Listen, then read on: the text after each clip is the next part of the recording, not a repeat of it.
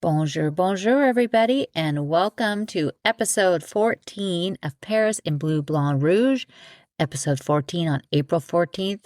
Couldn't even plan that if I tried, but I wanted to share today with you the story of an event that few could forget about that happened 7 years ago tomorrow. I can't believe it's been 7 years. What a crazy 7 years it's been. But of course, if you know, it was the fire of Notre-Dame. So that happened on April 15th, 2019, and I'm going to share with you a lot of details, maybe some details you've never heard before, including the location of where the fire started. So I'm going to share a bunch of stuff with you. I have uncovered a bunch of things that relate to the days and months leading up to it, the security, the fire system itself, everything, where we are today and what is coming up. And I can't wait to share all of it with you. There's so many things that I've learned, and I just was giving a tour today around the Tuileries and the Palais Royal, and I spent part of the time just talking about Notre Dame and the things that I learned because it's really interesting. I also think Notre Dame and the lead there is the culprit for why I got cancer. But, well, I won't hold it against her. I still love her. But let's jump in. And so I want to make sure also listen to the end, because this week, opening tomorrow, is going to be a new exhibit at the Louvre about Michelangelo and Rodin. And I got to see a sneak peek of it before it opened to the public. And I'll share a little bit of that with you too.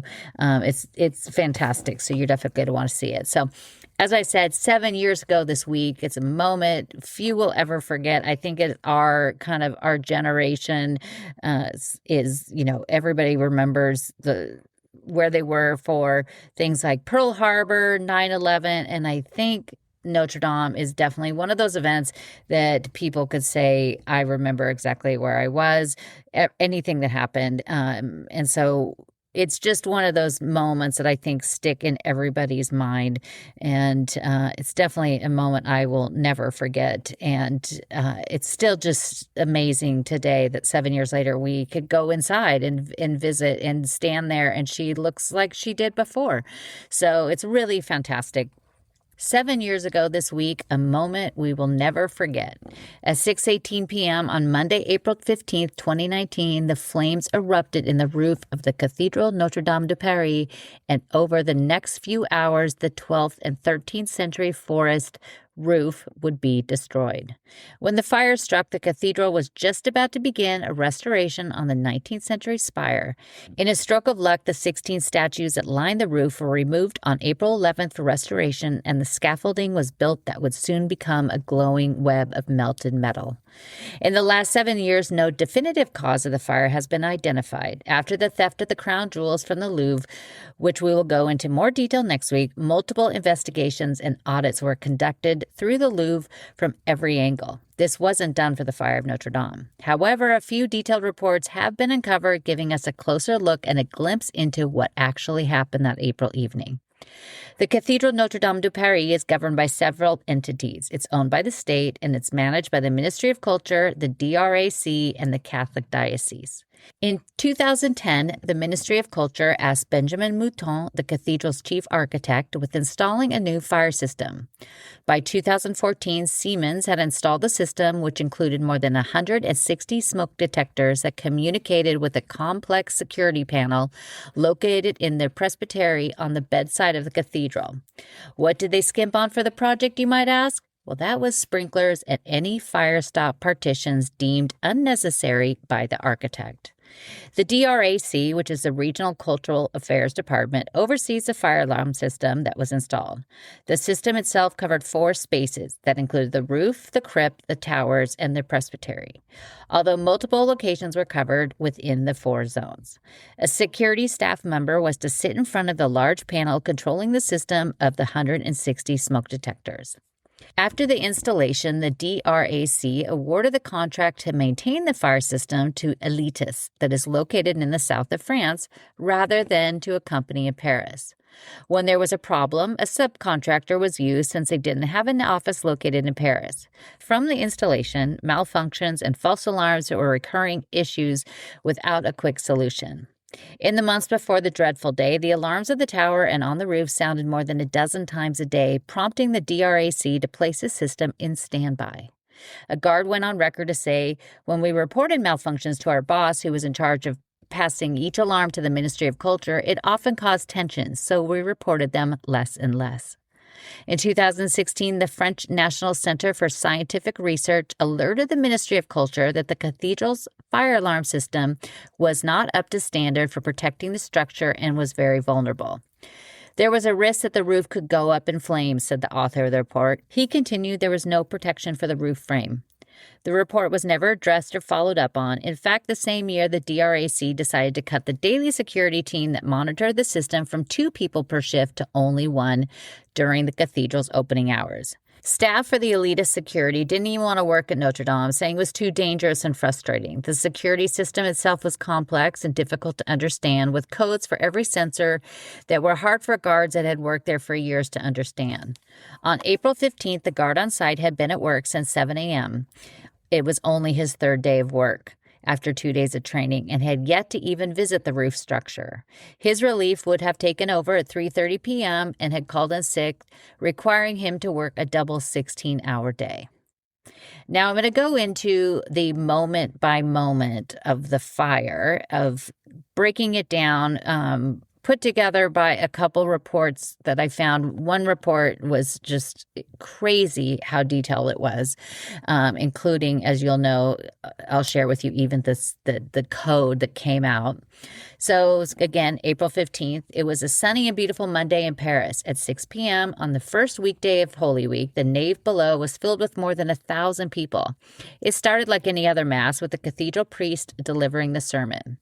At 6:18 p.m. in the Presbytery security office, the alarm rang out with the code ZDA-110-3-15-1 and the message, "Fire Roof Nave Sacristy."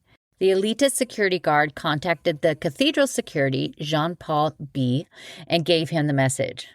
Earlier, I mentioned there were 4 zones of the security system. Both the sacristy and the presbytery were in separate buildings from the cathedral, but the sacristy, where the treasury is held, is within the roof zone of the system, meaning also includes the roof of Notre Dame itself, adding more confusion.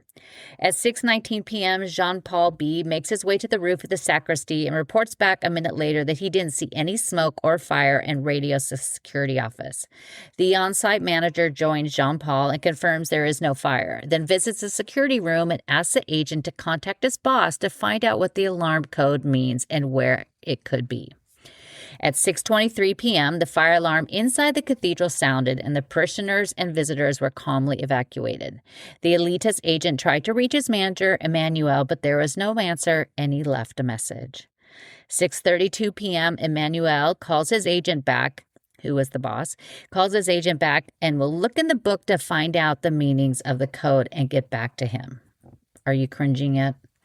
Inside the cathedral, the crowds returned, and the mass began once again. 6:43 p.m., 25 minutes after the fire started. Emmanuel calls Jean-Paul and tells him to go to the cathedral roof. 6:45 p.m., the alarm sounds once again inside the cathedral, and the cathedral is evacuated for the last time. 6:48 p.m., now 30 minutes after the fire ignited. Jean-Paul and the manager climbed the 300 steps to reach the roof of the nave, and at that moment found the fire burning in the southeast side of the transept. 6:51 p.m., now more than 30 minutes after the fire broke out. The call went out to the fire department. Due to the time of day and the restrictions of the roads in the city center, it would be very difficult and it'd take additional time to reach the cathedral. 6:55 p.m., the first black smoke plumes could be seen coming from the spire. At 7:03 p.m., the fire station is on site and rushed to the roof. 45 minutes after the fire started, in the 13th century roof made up of 1,300 oak beams dating back to the 8th and 9th century. 7:10 p.m., Captain Marc Blanc of the 2nd Company with the Louvre firemen arrived to protect and rescue the precious items of the church, including the most important crown of thorns and the tunic of Saint Louis. They would have to wait until the fire was better under control to pull the items out. Thankfully, Abbé Jean-Marc Fournier, the fire department's chaplain, was the man to do it. and a human chain of firefighters passed the precious relics out of the cathedral to safety at the Hotel de Ville and eventually to the Louvre. 7:30 p.m., General Jean-Claude Gallet of the Paris Fire Brigade orders 150 to 200 firefighters and 30 to 40 machines, including the fireboats on the Seine. At 7:40 p.m., the fire is now burning the spire from the inside. At 7:57, the spire, engulfed in flames, breaks in two, pierces the roof, and crashes onto the altar of the transept below. The threat of the burning embers destroying the interior was a real concern. At 8:20 p.m., firefighters ordered to get off the roof as it was far too dangerous. At 9:23 p.m., the firefighters returned to the roof, now with a new objective: the towers. After the flames engulfed and devoured the roof, the wind blew its fiery embers towards the towers, threatening utter disaster. It was announced at that moment that if the fire wasn't controlled, it could burn the northern belfry, and the 8 bells, weighing a total of 36,733 pounds, would crush through the facade and take the church with them. 20 firefighters, risking their lives, climbed the south tower to reach the central platform and fight the flames, saving the belfry, the tower, and the entire cathedral in just under 20 minutes. At 10:47 p.m., President Macron, the Archbishop Opete, and Monsignor Patrick Chauvet walked into the entry of the church. Chauvet said, "It's a miracle." It wasn't until 3:30 a.m. on April 16th that officials declared the fire under control, even though some spots continued to smolder for hours. In the light of day, the rest of the 1,350 pieces of the treasury were emptied, and many of the paintings were placed in the chapels. It would take weeks to safely remove the paintings and the statue of the Virgin of the altar. Has not been any official announcement of the cause of the fire, and we are 7 years after it, and it is a little ridiculous that we haven't heard that. But they did come out and say, right when it reopened in December of 2024, that there was no sign of it being deliberate. There was no accelerant. There was no reason that anybody that they found set it deliberately on fire. So it comes down to a couple scenarios. One of the biggest being smoking. But after all the stuff I've done, usually everybody basically thinks, yes, it's smoking. But all of this information that I have devoured in this last week and uncovered, I definitely now think it was more electrical, and I'll give you more information on each of these scenarios.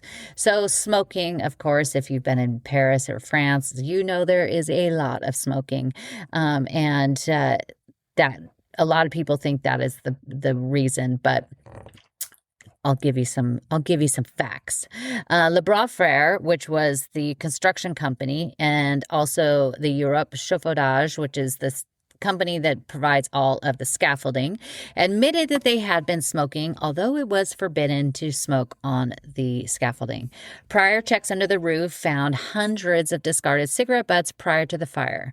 If there had been any on April 15th, they would have all been destroyed in the fire, and we don't know. A report dated February 9, 2015 by security to architect Benjamin Mouton stated that cigarette butts were all over the roof. Highly flammable material was observed everywhere. His reply was, "Nothing can happen that we can't control."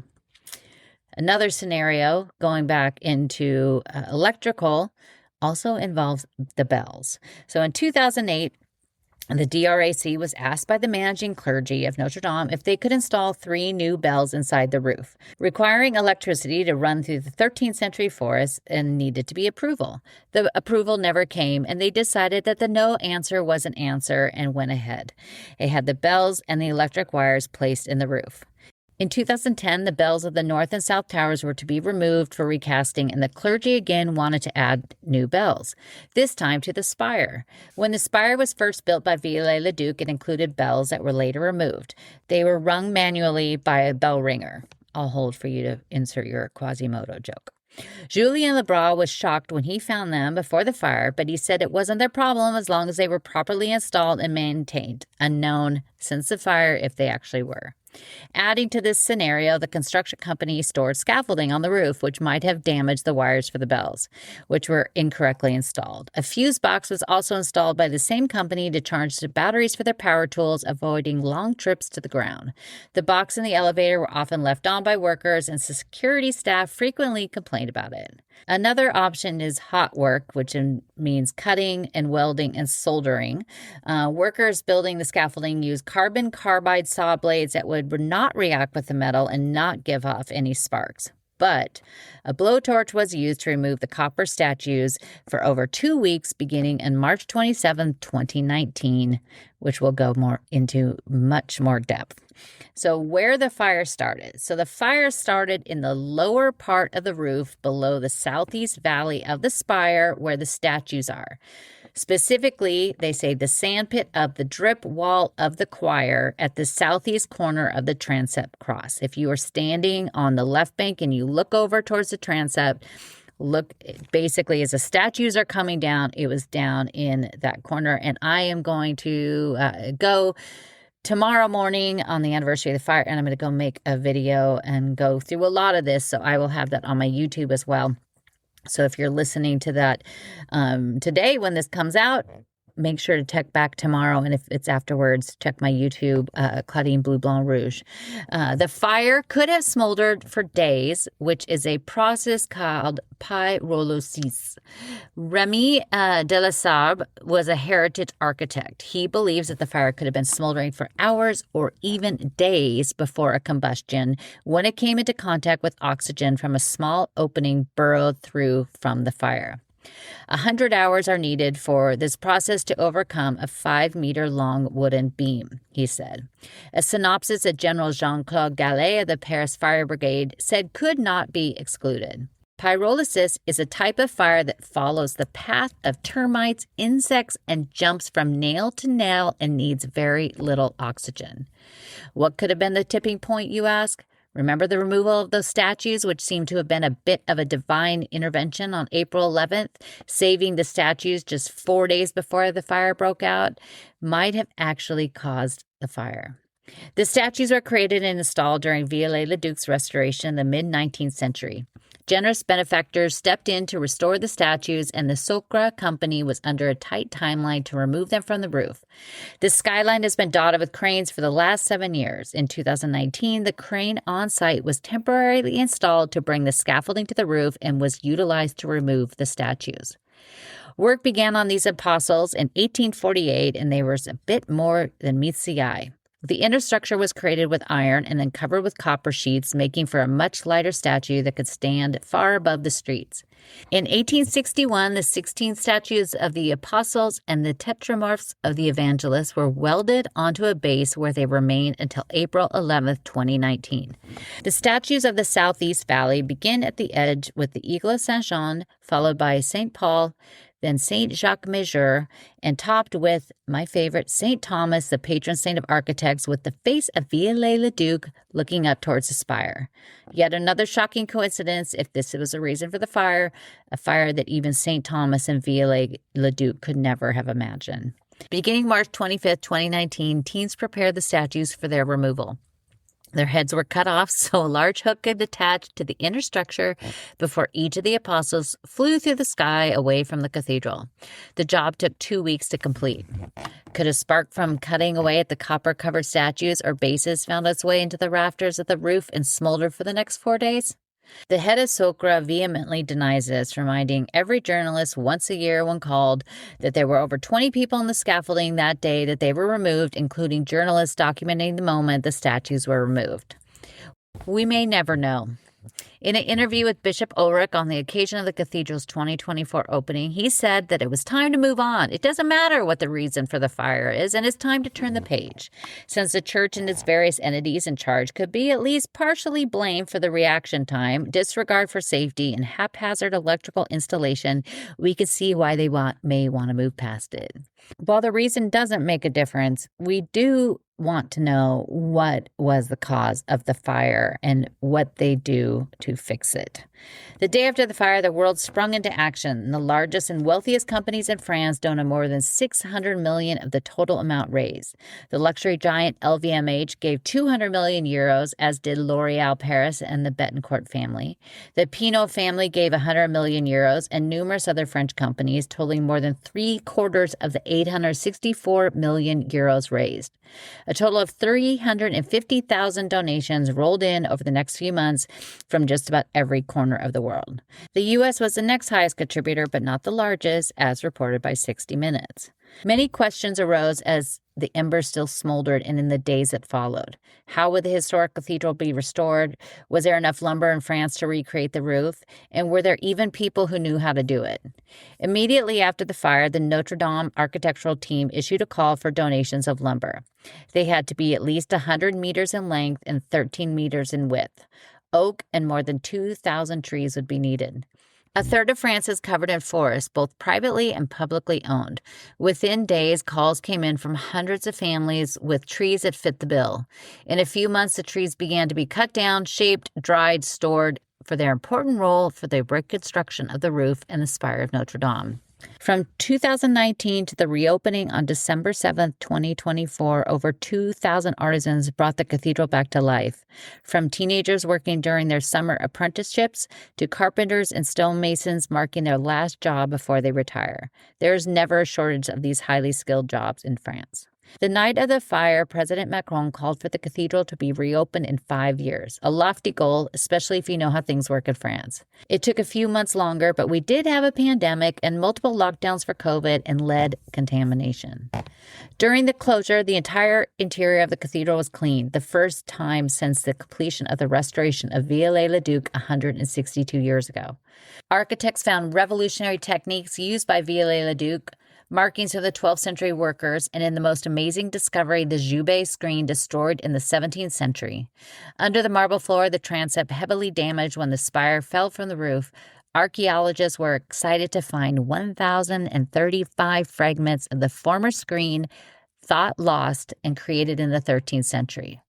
Researchers are cleaning and cataloging each piece and will create a 3D rendering of what the Joubert wall of the Passion once looked like. I can't wait for that.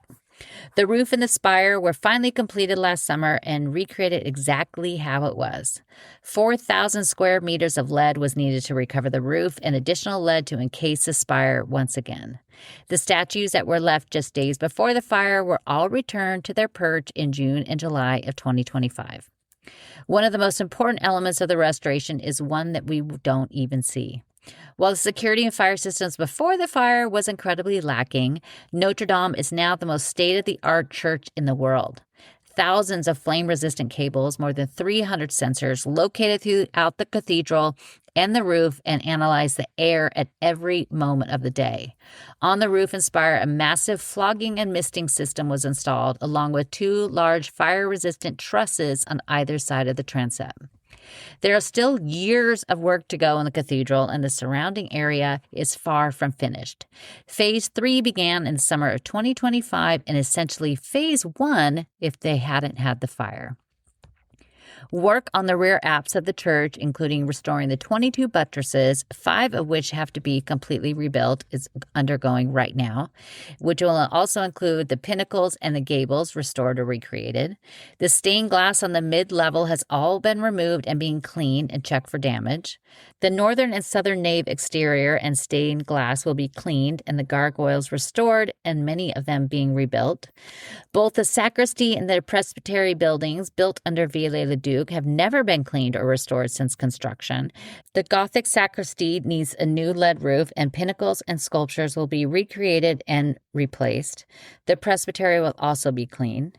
The exterior walls and doors of the north and south transepts will be cleaned and restored. Unsure if the many sculptural elements of the doors, many damaged in the Revolution and not restored by Viollet-le-Duc, will be rebuilt. The 3 stained glass rose windows of the cathedral, created in the 13th century, were checked after the fire and found undamaged, but they will all be removed, cleaned, and a new protective clear glass layer will be added. The western rose window of the facade facade was damaged during the hailstorm of June 2025 and will need to be fixed. Other future plans also include the parve work, the 1,200 square meters in front of the church that would already begun this year. 50 million euros was funded by the city. It's all under the plans of Belgian architect Bas Smets. A large welcome center will be built on the parvis with restrooms, a bookstore, meeting spaces, and a new entrance to the archaeological crypt. The entire area of 11.6 acres around the church, from in front of it all the way down to the back of the eastern tip of the island, is all going to be re-landscaped. The current work is going on the north side of the cathedral on the road that is going to be pedestrianized, and it's going to have benches and trees, half of which are already installed. It should hopefully be done in the next couple months. The next plan will be the integration of the eastern end, where they're going to get rid of the street that's back there. It's only going to be used for emergency purposes. So they're going to get rid of the parking spots. They are going to completely redo that, and trees will be planted there. That will be the last step. This will all take place until 2030. All of the updates that are coming will all be finished by 2031. The last things to be done will be the limestone checkerboard pattern in front of the parve. They had already done that right in front of the church, but the rest of it will be done. That will be one of the last things they do. And the 160 new trees that are going to be planted and added around the cathedral will also be the last to be done. And it's going to be exceptional when it's finished, and I will keep an eye on it and update.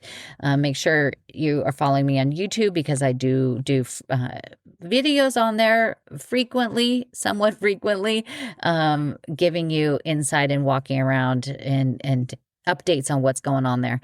So make sure to follow along. Now, one of the things that's happening at Notre Dame that's quite controversial, that people are pretty up in arms about, and they're actually taking it to court and trying to stop it, is the creation of new windows to be placed in the south side of the nave. They're going to take out the windows.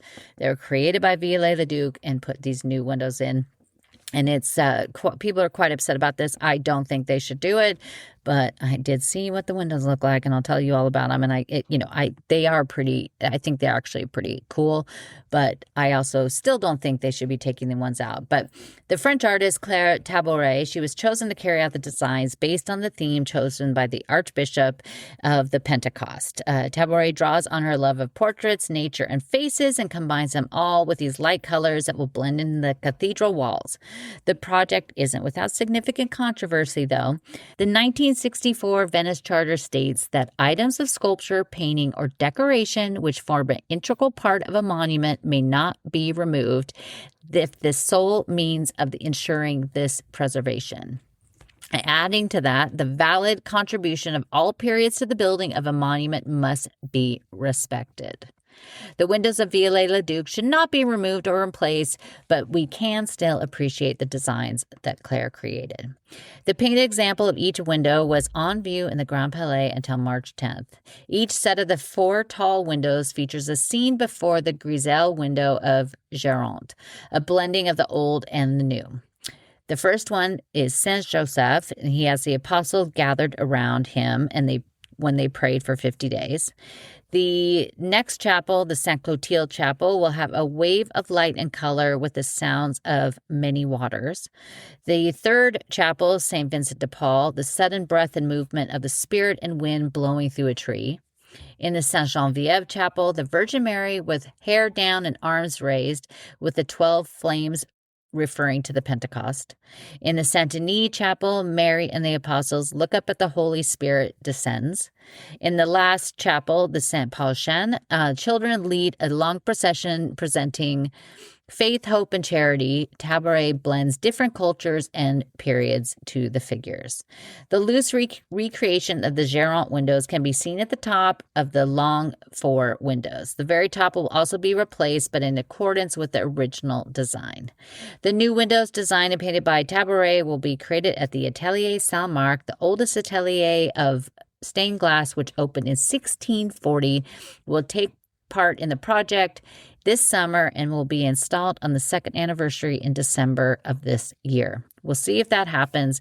It's, I love the stuff that Viollet-le-Duc did, and it's just been wiped away. In the 50s is when they completely removed all of the painting in the chapels of the nave on the north and south side, completely whitewashed it. Just the same organization that is supposed to protect the heritage, just basically destroy the heritage.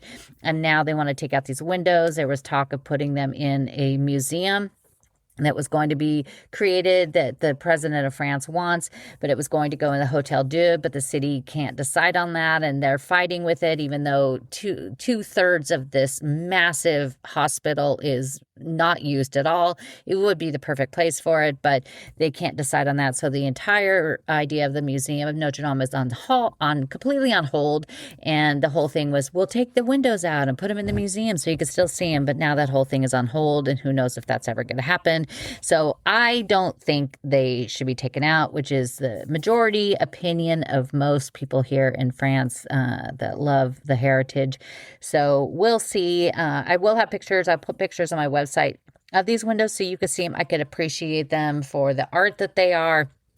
Also, would it kill you to have Saint-Geneviève in the window for the Saint-Geneviève? When they originally talked about this plan, they said that the bishop wanted to, and the president wanted to have new windows created that would mark the passage of the last 5 years of the fire, since the fire. And I thought maybe it would be something like, we have one window that represents, the stonemasons and the carpenters and that kind of stuff. I think that would actually go over a lot better, and I think people would love that. Very much like if you've been to the Notre-Dame de Reims in Champagne, there's, windows that were done by Marc Chagall, which are beautiful. There's also a massive window that it was all done in the style of the Middle Ages that shows the entire process of making champagne. Maybe something more like that, but they didn't ask me. But I think that would be pretty cool, because you could just mark all the people and everything that happened, and that's what I think most people thought the first idea was. So we'll see if it actually happens. It's been kind of quiet since the anniversary is tomorrow. I checked literally right before we recorded to see if there was anything. It's always, when especially it's a big anniversary, 7 years, there's always a lot of articles that come out and things. And so as of right now, before we recorded, there wasn't any new information, but I'll keep an eye on it. And if you're not following me on social media or get my newsletter, make sure you sign up for those at ClaudineHemingway.com. so that you could, I'll update you on any information that I have. But the last thing I wanted also, if you are going to be coming to Paris before June, I think it's June 20th, the Louvre tomorrow opens a new exhibit that's dedicated to Michelangelo and Rodin. And, I am a person that does not like any contemporary art, pretty much none of it. I love the old stuff. I mean, the Louvre is my favorite place in the world. I love the Orsay too, but, I will live and die at the Louvre. And I just love the stories and everything that the older art. So the new contemporary art, if you show me a painting that's the entire painting is just a big blue square, it does nothing for me. So but Rodin is not in that scheme of contemporary, but at the same time, I don't think that belongs in the Louvre. I think the Louvre is what it is. I think you have you have 200 museums in Paris. You have many museums to do sorts of things. But the putting together this one. So I went into it going, what's happening? Why are we doing this at the Louvre? And it is fantastic. And so you have Michelangelo and you have Rodin, and there's more than 350 years between the time, that they lived. But you had Rodin going to Florence and going to Italy and seeing things that Michelangelo had done. It was inspired and sketched these things like the tomb that Michelangelo was creating for the Pope. And that's why we have the two statues of the dying slave at the Louvre, because the Pope decided he didn't want to do that. This is all before he died. And so there's most of the dying slaves are in Florence with the amazing, life-changing when you see it, statue of David. But we have two here at the Louvre. And so as soon as you walk into the exhibit, you have the two slaves of Michelangelo, and then you have around it statues of male figures that Rodin also did. And it really is pretty amazing to see, the movements and everything. Two artists that were just infatuated with the human form and how to capture that. The exhibit continues on with side-by-side kind of drawings of similar things that the two did. Michelangelo, because we can't bring we can't bring the Vatican, and you can't take apart the remnants of the tomb or ship the David to Paris. We only have the two sculptures, but we do have pieces that people did after. So, après Michel-Ange, created from the designs of Michelangelo. And those are on display, and it's pretty, it's so good. I'm going to go again, and go into even more detail on it, and I'll share more of it with you. But it is really amazing, and if you're going to be in Paris, definitely check it out. You don't need a separate ticket. You could just book your ticket for the Louvre. It's in the Halle Napoleon, which is underneath the Sully wing, so it's underneath the pyramid, and it's kind of the central entrance that goes to the Sully wing. It's just down underneath there. They did add a few contemporary things, like a meat dress or a flesh dress, or it's something. It's not really made of flesh, but and a couple other things, and even a video, and a big video of some guy walking. And I was like, why is this here? I know I'm like the old lady, but I just don't think it needs to be in the Louvre. Put it other places. There's lots of other places for that. And I think most people that go into the Louvre honestly have kind of the same feeling. But it is really fantastic. As definitely go check it out, as well as the Renoir exhibit we talked about, the Rousseau exhibit. There's also opening just this last week. I'm super excited to go see an exhibit dedicated to Marilyn Monroe. Very different. I'm excited to go see that. There's a exhibit of Madame de Sévigné that's at the Carnavalet that just opens tomorrow as well. So there's so many things. It's the spring is the best time, and it is beautiful and sunny in Paris today. So definitely check all that out, and make sure to listen next week to episode 15. I'm going to go into more details because we're coming up to the 6-month anniversary of the theft of the crown jewels and where we are today with that, and a little bit more detail as well. So check that out, and make sure to check out my video on YouTube and find all this information. I will have a lot of this transcription written up and on my website, claudiahemingway.com. And if you're coming to Paris, definitely book a walking tour. I'm going to do some long, in-depth ones walking around the outside of Notre-Dame, especially with all the stuff going on. And so book your walking tour outside in Paris, and I look forward and hope to hear from you soon. A bientôt.